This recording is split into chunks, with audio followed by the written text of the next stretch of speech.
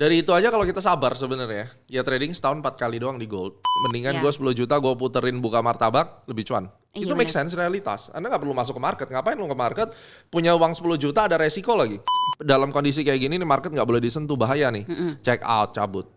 Jadi nggak salah kalau misalnya sampai diharamkan sama MUI atau apa. Jadi jangan sampai kita itu gayanya sebagai seorang trader, tapi income-nya jauh di bawah orang-orang yang bikin kuliner.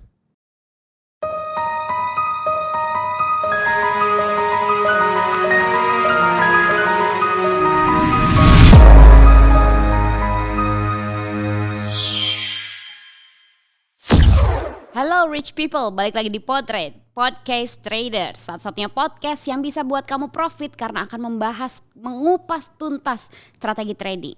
Oke, kali ini siap-siap, siapin catatanmu karena sebentar lagi kita akan mulai. So 3, 2, 1, mari kita cuan. Nah, kita sudah kaget saya tiba-tiba muncul. Ini dia, Master Gema Guyardi. Halo Sinta, Halo, thank you very Pak. much undangannya. Oh iya dong, ini kantornya siapa Pak? Kantornya kamu kan? Oke, Pak Gema. So, kita ada di Podtrade dan Podtrade ini dipersembahkan oleh CAT Masterclass. Mantap. Mantap. Masterclass program yang nanti akan materinya mengenai soal trading gold. Kalau dari Pak Gema sendiri, gimana? Banyak orang yang memang tahu saya aktif ya di gold market. Kenapa gue suka gold? Karena gold itu kalau misalnya kita sama-sama trading di derivatif. Kalau kita trading forex tuh gimana ya? Memang dia lebih liar dari saham. Tetapi kalau nungguin profitnya aduh kadang bisa 2 hari, 3 hari. Kan kita nggak enak. Apalagi kan market forex itu kan 24 jam. Hampir 24 jam lah ya. Karena ada beberapa house yang 23 jam. Nah pada saat kita tidur itu market tetap jalan. Walaupun memang kita udah pakai stop loss, tapi tetap aja kan kadang market itu jalannya bisa waktu kita lagi meler gitu, nggak sadar. jalan gitu marketnya. Sedangkan kalau gold kan misalnya kita entry di jam-jam premium, itu ya TP-nya bisa langsung di situ. Apakah itu stop loss ataupun take profit bisa kena pada saat itu. Sedangkan kalau di forex untuk dapetin mungkin sekitar 70 pips sampai 100 pips itu kadang harus nungguin news gede, kalau enggak bisa nungguin sampai 3 hari. Oke. Nah itu yang membuat akhirnya saya fokus di gold. Dan gold ini secara keseluruhan average itu memang paling besar ngehasilin profit Dibanding yang lain. Dan pada saat kita lihat saham misalnya lagi jatuh, kripto juga lagi jatuh, kita bicara yang kripto spot nih, gold itu relatif dia lebih stabil. Dan penemuan saya ya dalam 1 tahun itu ada 4 kali siklus yang bikin gold bullish. Jadi kan kita tahu di dalam setahun berarti ada 4 momen yang Sebentar Pak, jadi ini netizen harus catat dulu ya. Catat. Ini financial astrology yang cuma diajarkan di Astronaci. Ya, di CAT tentunya. Iya, di CAT. Ya. Di tempat lain nggak ada. Nggak ada, Oke, silakan Pak. mungkin. Ya, jadi kan misalnya kita lihat dalam 1 tahun itu ada 4 momen untuk gold yang bikin bullish. Dari itu aja kalau kita sabar sebenarnya, ya trading setahun 4 kali doang di gold, itu profitnya gede. Itu kalau cuma 4 kali. Ya 4 kali dan buy terus. Jadi setiap ya dikatakan 3 bulan sekali trading gold. Itu aja performance-nya kita lihat lebih gede, lebih bagus daripada saham ataupun yang lain. Menunggu goldnya meledak tapi ya. Iya, nunggu meledak karena di 4 momen ini itu akan membuat gold itu naik misalnya. Itu baru satu. Dibandingkan dengan market yang lain, pada saat kita bicara kripto deh contohnya. Kita juga akan segera mempersiapkan kripto yang CFD-nya, jadi bisa short sell dan seterusnya. Tapi range-nya itu gede banget dan tidak semua orang tuh kuat di situ. Tapi kalau yang udah pro, yang udah anak-anak CAT, ya biasanya mereka mau semua market pun mereka habisin gitu. Mereka bisa juara dan setiap kali ada perlombaan, mereka juara. Rata-rata juara 1, 2, 3 dari klub. Yang terakhir itu lombanya Traders Family Contest.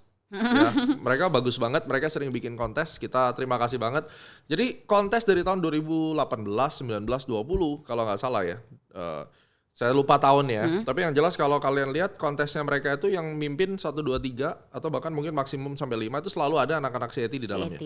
Dan itu juara bertahan terus menerus kayak begitu. Apa rahasianya CAT dibanding sama mungkin pendidikan trading yang lain? Ya kan setahun, sekolahnya aja setahun. Dan ini certified program, ada ujiannya, dan yang ngajar kan bukan cuma saya. Ya? Memang level 2 sih kebanyakan saya, tetapi ya level 1-nya dari anak-anak fundamental itu yang hobi fundamental, mereka kan kalau sertifikasi kan mereka benar-benar harus menguasai itu kompetensi. Jadi ada CFA juga yang ngajar gitu. Nah, kembali ke gold tadi. kalau kita perhatikan secara average range-nya itu asik tuh, ya artinya asik itu tidak terlalu ganas, tidak terlalu lemot juga. Dan secara overall untuk dapat sekitar 100 pips itu hitungannya kalau satu lot berarti kan $1.000. Ya. Itu tidak terlalu susah. Sedangkan kalau kita ke BTC USD itu hanya untuk pro kalau kita bicara CFD-nya ya. Karena untuk dapetin 1000 pips di gold itu mungkin 5 bulan sekali baru dapat 1000 pips dalam waktu seminggu gitu. Atau mungkin 2 minggu. Tapi di BTC USDT ya itu kurang lebih kalau kita mau bicara 1.500 pip itu hitungan sehari dapat. Jadi kan tidak semua orang bisa berselancar di market yang begitu ganas. Ada banget. beberapa yang lari ke Hang Seng misalnya, yang nahan gapnya. Terus ada juga yang larinya ke indeks Nasdaq. Lumayan, itu di atasnya gold volatility-nya. Ya, likuiditasnya semua sih mantap, sama-sama bagus. Nah, gold ini satu step yang menurut saya di atasnya forex. Jadi kalau saham mungkin ke forex dulu. Habis itu dia udah mulai ngerasa boring karena levelnya udah naik. Dia lari ke gold. Menarik nih kata Pak Gema, udah merasa boring. Ya. Kenapa trader bisa merasa boring? Karena volatility-nya kurang menantang? Ya, di market kan ada dua, ada likuiditas sama volatilitas. Ini dua hal yang berbeda. Volatility itu adalah range harganya, ya. Kalau misalnya di gold itu 100 pips itu gampang, kalau di forex 100 pips mungkin kita mesti nunggu 3-4 hari atau bahkan seminggu. Itu volatility. Tapi liquidity ini bicara tentang pergerakan harga yang terus-menerus, tiap detik ada perdagangan terus. Dan saham Indonesia kan tidak. Yes. Ya, kan, makanya itu bisa dilihat dari chart 5 menitnya aja kan banyak patah-patah. Kalau kita lihat BTC USD misalnya itu sampai chart M1 itu geraknya bagus. Nasdaq, gold itu bisa dilihat even di gold aja M1 oke gitu. Dan range harga itu kan volatility, ya. Nah, orang itu boring karena marketnya diem atau juga boring karena range pergerakannya pendek. Kan pinginnya masyarakat tuh kalau bisa masuk sekarang 1 jam lagi cuan 100 pips. Kayak di iklan-iklan ya? Nah, kan maunya begitu. Tapi kan tidak semua market itu bisa dalam kondisi kayak begitu seterusnya gitu loh. Jadi ada momen misalnya big news gede atau kayak COVID tahun 2020 bulan Maret. Itu gold itu trading harus pakai M1. Karena kalau enggak stop loss-nya di atas 200 pip semua. Nah ini kan kencang, ini bahaya banget. Terlalu dinamis ya? Ya, dinamis. Dan itu pun gold mungkin hanya momen-momen tertentu. Tapi kalau kita udah bicara di BTC USD misalnya CFD-nya, wah, stop loss minimum 250 pips. Bayangin ya, stop loss minimum 250 pips. Di gold aja stop loss 100 kena 3 kali berturut-turut, orang udah pada komplain gitu. Ya, berarti ini kan kita udah lihat range-nya berbeda. Nah, makanya kalau kita bicara secara average, I think gold is the best. Nggak terlalu bosen, ya, nggak terlalu bikin deg-degan juga. Iya, nggak terlalu bahaya juga range-nya. Tapi basically kalau misalnya range gede kayak gitu ya kompensasinya lotnya dikecilin. Jadi kita udah hitung-hitung nih sama tim analis. Jadi kalau misalnya di gold biasa masuk 0,1, berarti kalau nanti misalnya main di CFD-nya kripto, ya mungkin 0,03. Itu perbandingannya gitu ya? Perbandingannya segitu. Biar dia bisa mendapatkan outcome risk yang kurang lebih sama di dalam US dollarnya misalnya. Nah, kan gold ini tidak terlalu liar, walaupun cukup liar sebetulnya ya. Kalau kita bisa mengelola itu dengan ilmu yang baik, nanti di CIT Masterclass ya, Pak Gema ya. Nah, harapannya kan kita bisa profit nih. Ya. Nah, kalau misalnya suatu waktu, misalnya aku nih trading gold, terus aku pengen, kira-kira aku pengen sebulan ini pengen nyantai dulu, duitnya mau dimasukin ke blue chip dulu gitu, misalnya Saham ke maksudnya? stocks, iya Oke. ke stocks gitu, ke blue chip dulu. Itu bisa nggak sih Pak Gema? Bisa banget, dan itu yang kita lakuin sebenarnya. Jadi yang paling bagus tuh kan sebenarnya portfolio allocation. Kita bicara ada asset allocation. Lu punya duit. Yang mana yang beliin berlian, yang mana beliin tas branded. Misalnya Sinta kan yang mana yang taruh investasi. Karena tas branded kan juga investment. Yes. Cuma kan kita mesti pecah, ada yang rumah dan seterusnya. Itu asset allocation. Yang kedua adalah sudah kita tentukan di dalam uang kita ini kita mau masukin di, ini kan risk investment namanya. Nah itu portfolio allocation-nya mau kemana? Misalnya mau ke stocks atau mau ke bond atau ke gold, itu kita hitung percentage-nya. Ya. Dan berikutnya baru kita bicara tentang money management-nya. Berapa komposisinya, aturan risk management-nya kayak gimana. Nah pada saat kita sudah masuk nih di gold, itu yang saya lakukan modelnya, saya cari duit sebanyak-banyak dari gold. Begitu dapat untung, saya beliin saham. Nah ini yang paling penting. Jadi kebanyakan orang mereka kayak taruh satu portofolio, kripto lagi hype, ditaruh di kripto semua, akhirnya berantakan. Dia kira kripto nggak bisa turun gitu. Dan saya udah sering ngomong kan bahwa market tuh nggak ada yang naik selamanya dan tidak ada yang turun selamanya. Ketika dia masuk di kripto dan kemudian akhirnya sekarang kebacok habis 50%, 60%. Saya udah pernah kejadian 2018 kayak begitu kan. Awal-awal kripto kita nggak tahu ini binatang apa sih ini kripto gitu. Kita coba masuk ternyata gila range-nya 50% tuh biasa gitu. Nah, kalau lu taruh satu aset lu taruh semua di satu keranjang tuh kan bakal bahaya banget. Bener gak? Iya, karena ketika itu turun hancur semua kan? Makanya kan kita ada split. Nah, pada saat saham itu nggak jalan, saya sering mengajarkan 4 pilar daripada dunia keuangan. Ada bond, ada currency, ada stocks, ya ada bond, commodity. Dan ini selalu muter nih. Jadi kalau stocks-nya jelek, berarti kemungkinan dia lari kemana nih? Nah, orang kan bilang stocks jelek, orang lari ke kripto. Tapi kenyataannya kripto juga jebol juga. Jadi lari kemana sebenarnya? Oh, goldnya lagi naik, berarti mereka putar ke komoditi. Nah, saya berpikir berarti market itu tidak jalan bersamaan, kecuali misalnya kayak misal Joe Biden ataupun vaksin yang tahun 2020 itu wah marketnya semua euforia. Tapi kan kita nggak bisa dapat market kayak begitu tiap hari. Jadi kita pinter-pinter nih. Kalau lagi mau nyantai, oke ini saham lagi ke diskon. Contohnya kita lagi campaign saham Bank Mandiri. Karena memang Bank Mandiri one of the best banking stocks di Indonesia sekarang. Anda mau lihat dari sisi fundamentalnya, valuationnya maupun dari bisnis modelnya oke. Dari price action analysisnya juga bisa dipertanggungjawabkan. Tapi gue gak ada duit. Ini bisa ada upside opportunity 30%. Duit dari mana? Ya kan? Ya aku cuma ada modal $300 Pak atau $500 atau mungkin $1.000 Pak. Kalau $1.000 gue taruh di Bank Mandiri naik lama. 30%. Ya lama cuma 30% gitu. Mendingan aku pelihara babi ngepet kali. lebih gede ya. Mending usaha cupang kayaknya. Iya, usaha cupang setuju. Atau bikin sate taichan mungkin lebih gede. Atau ya makanya akhirnya kan gue sering ngomong kan. Lu daripada di saham gak berhasil, belajar males-malesan, buat jualan martabak aja. Karena cuannya lebih gede. Iya benar. Apalagi Apalagi kalau martabak itu bedanya sama yang abang-abang biasa sama abang-abang branded itu cuma beda di coklatnya aja. Iya, tapi harganya bisa 2 kali, 3 kali lipat kan. Iya, harganya bisa 2-3 kali lipat. Nah, lu lihat ya martabak apa? Pecenongan misalnya. Ya, yang pakai Wisman sama pakai Toblerone. Iya. Harga bisa 100.000 lebih, tapi kalau lu pinggirin jalan cuma 20.000. 20.000, 25.000. 5 kali lipat kan. Iya.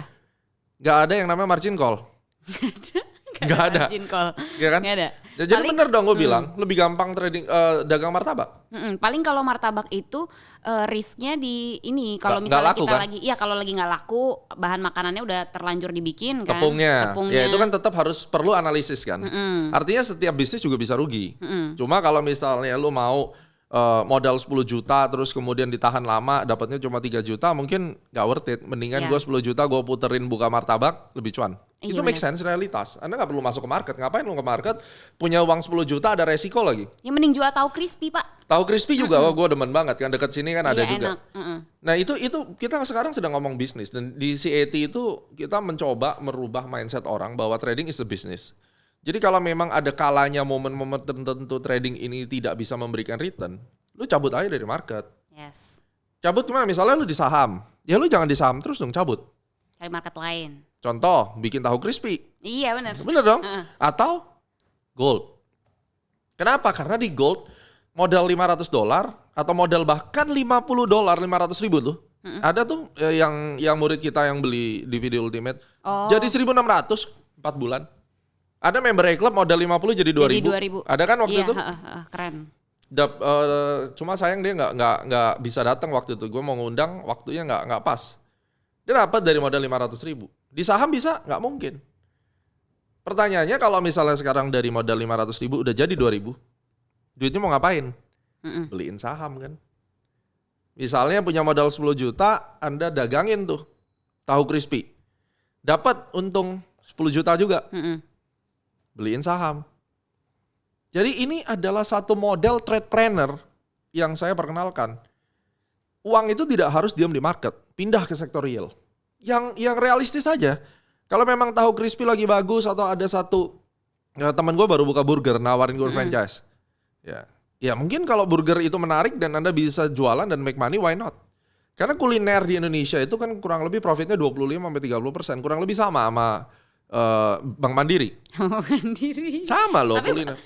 tapi BMRI itu berapa lama Pak untuk dapat segitu? Ya asumsi 7 bulan, 8 bulan 7 bulan, misalnya. uh-uh. Ya kalau modal lu 1 miliar, 7 bulan dapat 300 juta, oke. Oke, lumayan. Lumayan berasa duitnya. Berasa. Jadi sometimes kita juga mesti compare, nggak cuma lihat percentage tapi ngeliat angkanya juga. Iya, benar. Paham kan maksudnya kan? Ngerti. Kayak kalau lu cuma punya modal 10 juta, lalu kemudian lu berpikir gue bisa bayar cicilan kartu kredit Nggak mungkin. dengan masuk ke market, pasar saham, ya nggak mungkin lah. Mungkin. Kalau futures, kalau misalnya di gold dan kalian udah tahu ilmunya ya, apalagi udah masuk masterclass, ya masih bisa Karena gini, likuiditasnya. Bukan berarti di saham nggak bisa. Pada saat kemarin market euforia, semua orang dapat duit gede. Iya dong, lu semua ngerasain. Iya, gitu. ketika cabut. Iya, tapi ketika sekarang marketnya lagi sepi kayak begini, nggak bisa. Nah, yang dijamin sama gold sebagai safe haven, itu likuiditasnya itu 360 hari ibaratnya. Dia jalan terus. Jalan terus. Nggak mati-mati. Ya walaupun Sabtu Minggu sih libur sih tradingnya. Cuma kan kalau kita bicara gold di pasar kan juga, gold fisik kan harganya kan fluktuasinya selalu ada. Selalu ada. Saham kan nggak. Ada momen di mana dia diem kayak sekarang bulan Mei 2021. Marketnya nggak enak banget. Banyak yang kecewa. Tapi ya it is what it is. That's the market kan. At the end nanti ada siklusnya dikencang lagi dan goldnya yang choppy sideways atas bawah. Sekarang gold lagi gampang didagangin. Ada momen-momen di mana E-Club juga benyok kena gold, hancur. Anak-anak CET juga loss. Itu saatnya kita jualan. Itu yang saatnya jual martabak. Jual tahu crispy. Jual tahu crispy. Nah, makanya kan ini penting untuk kita ketahui. Podcast kayak begini ini buat mereka apa? Mereka tahu filosofi dan prinsip dagangnya. Kalau market selamanya naik dan semua ilmu itu bisa dipraktekkan, kenapa nggak jadi orang kaya aja? Yang paling susah dalam trading kan ya itu deh, memilih marketnya, memilih momennya. Kita tahu dalam kondisi kayak gini nih market nggak boleh disentuh, bahaya nih. Check out, cabut. Makanya saya selalu bilang sometimes no position is the best position. Yes. Iya kan? Banyak orang kan trader maunya tiap hari trading, apalagi yang hype crypto. Wih, mana baru-baru semua Baru-baru dan dia akan cenderung cari koin-koin micin yang kalau bisa 0,00001 yang harapannya bisa meledak. Berharap meledak. Apa bedanya sama judi sekarang? Iya benar. Jadi nggak salah kalau misalnya sampai diharamkan sama MUI atau apa, karena perilaku lu sendiri di market tuh menjurus ke arah perjudian. Terlepas apakah MUI mengetahui kripto atau tidak, lalu hanya sekedar melabel halal atau judi atau tidak, itu urusan lain. Tetapi kita sendiri sebagai trader, kalau mau jujur, ya kadang kita berjudi di market. Berarti perilaku trader nih yang membuat kripto diharamkan MUI. Harusnya iya, atau bahkan MUI sendiri nggak tahu. Atau mungkin titipan, kita juga nggak ngerti. Who knows, right? Yes, I know. But maksudnya yang aku pahami ini justru yang membuat kripto diharamkan justru karena perilaku tradersnya sendiri. Sebenarnya karena perilaku, karena banyak orang yang mulai komplain, gua rugi, akhirnya kan demi kebaikan umat, ya kan, untuk market atau yang orang kan bilang ini tidak berfundamental atau tidak punya underlying, kan itu yang disebarluaskan, ya. Ya udahlah daripada repot dah kita label dulu haram mungkin. Saya nggak tahu kenapa di label haram dan itu pun gue taunya dari Yuda Keling gitu. Ya si Yuda Keling kan dia selalu bilang tuh di IG-nya kan. Aduh gimana sih ini gue rugi, pantesan MUI label haram. Nah, kasian ya dia udah saham loss mulu, masuk kripto ya itu haram. Kemarin kita lunch sama Bang Tretan sama Coki. Kan ntar lagi kan kita ada trader tersesat. Waduh, juga.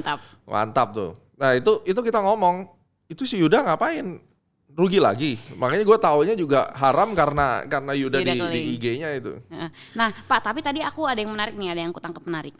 Kata Pak Gema, misalnya sekarang saham lagi lesu, terus abis itu kripto lesu, ternyata goldnya yang naik. Berarti kan itu ada siklus kayak gitu ya. Maksudnya duitnya tuh muter. Tapi nggak di semua market kan? Exactly, iya. Makanya kan trader kalau lu cuma taunya saham doang, zong lah. Ya kan, habis itu lu berpikir bahwa ya karena market yang lain nggak bagus, akhirnya lari ke sana membela diri. Padahal duitnya smart money itu muter. Yes, berarti yang aku tangkap ini tuh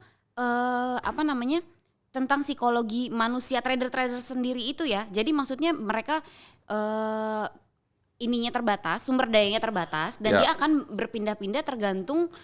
Ya tergantung situasi pada saat itu kan, trennya lagi kemana, kondisi ekonomi atau politik mengarah kemana misalnya. Nah, ini menarik nih ya. Kalau kita bisa membaca psikologi manusia, berarti kita bisa membaca market. Yeah, that's the technical analysis. Karena technical analysis itu kan seni membaca psikologi market. Dia nggak ada urusannya sama yang bicara tentang laporan keuangan.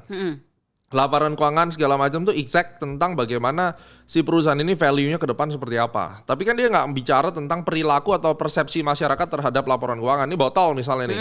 Ini secara value dengan ada logo CAT, wah ini bakal jadi 300.000 nih. Karena ada logo CAT-nya dan ini kan tidak diperjualbelikan, hanya orang-orang CAT yang punya. Jadi ini kalau dia taruh di rumah, botol yang awalnya mungkin harga 50.000, ini value-nya bisa 300 misalnya. Itu fundamental. Yes, itu fundamental. Tapi kan fundamental tidak membahas tentang bagaimana persepsi orang terhadap botol ini kalau diperdagangkan. Apakah mereka akan FOMO, ngebut beli atau enggak? Paham ya bedanya ya? Ngerti. Nah itu, makanya kan crowd behavior, psychology market itu harus dilihat juga. Supaya kita tahu nih kalau smart money-nya lagi pindah dari saham ke gold, ya lu ngapain di saham mulu? Tapi kalau tadi yang tadi aku bahas awal, kalau kita nyari duit dulu di gold terus kita taruh di blue chip, bisa. Oke dong, masih oke dong. Masih oke, di cuma tengah kan kayak gini. Mindsetnya dulu. Berarti pada saat gue dapat untung di gold, gue taruh di saham, berarti harus lama nunggunya. Iya kan? Itu kita kan cuma istilahnya invest gitu ya, iya. Trading. Karena masalahnya kan bisa nggak lu nge-switch dari pandangan lu trading jadi invest? Langsung lo switch lo. Misalnya nih, lu seminggu ini cuan gede di gold, wah cepat pergerakannya. Lalu dengan konsep gue taruh deh, tabungin.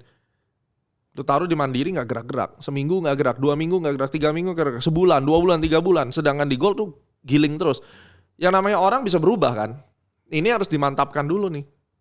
Goal lu apa? Jangka panjang bagaimana? Tidak bisa kalau tidak belajar di CAT. Nggak bisa. Susah. Kecuali memang dia ya dipukulin market. Tapi kebanyakan kan orang Indonesia memang mau dihajar market dulu. Sampai rugi miliaran. Baru mereka belajar. Ya emang itu proses evolusi manusia, Pak. Ya itulah. Evolusi manusia ya. Wow, kejam banget. Dan memang kan Astronaci kayak rumah sakit. Oke. Banyak orang yang bikin promo ini itu, mengklaim jurusnya yang paling hebat. Ini orang-orang kanker nih ya. Ya, influencer atau training provider banyak. Kita sih ketawa aja lah. Kita dari tahun 2008 udah mulai semuanya, ya kan? Ya kita tahu lah ujung-ujungnya dia kesana dia dapat korban baru.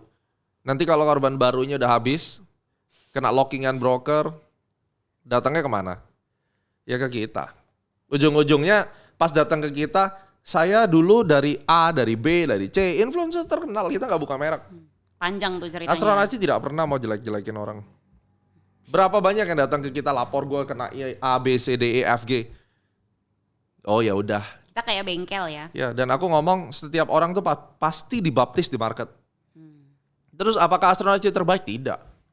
Nobody knows the future. Tapi kalau lu udah punya satu metode, satu workflow, yang penting itu adalah tata kerja, urutan kerja, SOP-nya. CAT kuat di situ. Coba deh nonton CAT Talk. Lu bisa kelihatan kok kualitasnya anak-anak CAT kayak gimana. Jelas. Banyak orang kaget kan, anak CAT muda-muda umurnya. Tapi kalau ngomong udah kayak iblis semua katanya.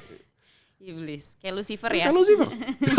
Yang paling taat tapi yang paling taat gitu, tanda kutip gitu ya. Yang paling kelihatan banget. Iya bener Pak, kita Lucifer yang kena fitnah. Kena fitnah ya. Oh iya benar. Kita malaikat kena fitnah gitu. Kita malaikat kena fitnah. Jadi kalau lu bisa ngebayangin anak-anak CAT di CAT Talks mereka perform ada live trade. Siapa sih yang paling sering live trade di Indonesia? Ya kita kan. Dari Astronaci, dari anak-anak CAT. Kalian akan lihat bedanya gitu. Nah dari situ kita bisa tahu bahwa gitu tuh caranya kalau mau make money. Punya pengetahuan, punya skill tapi belum tentu cuan juga. Ya lebih enakan jualan martabak. Jadi kalau banyak orang merasa bahwa gue menghina orang martabak, salah. Enggak dong. Salah dong, itu pemikiran yang salah. Kan maksudnya salah apa jualan martabak kan enggak ya Pak? Bagus, jualan martabak bagus. Anak presiden aja jual martabak. Iya, anak presiden jualan martabak. Jadi maksudnya itu sebuah sarkasem kepada trader. Lu jangan belagu jadi trader. Bahwa lu cuan lu aja belum tentu menang sama orang yang jualan martabak. Sejujurnya demikian.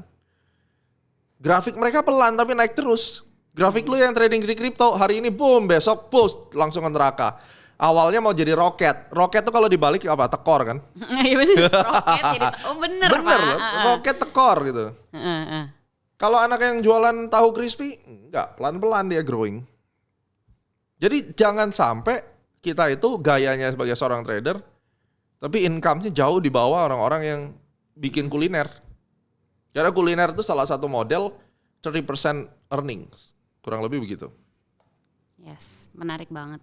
Oke deh Pak Gema kalau gitu, karena kita udah banyak ngobrolnya, dan hari ini adalah tamunya Pak Gema, jadi silakan Pak Gema closing. Wah, gue yang closing.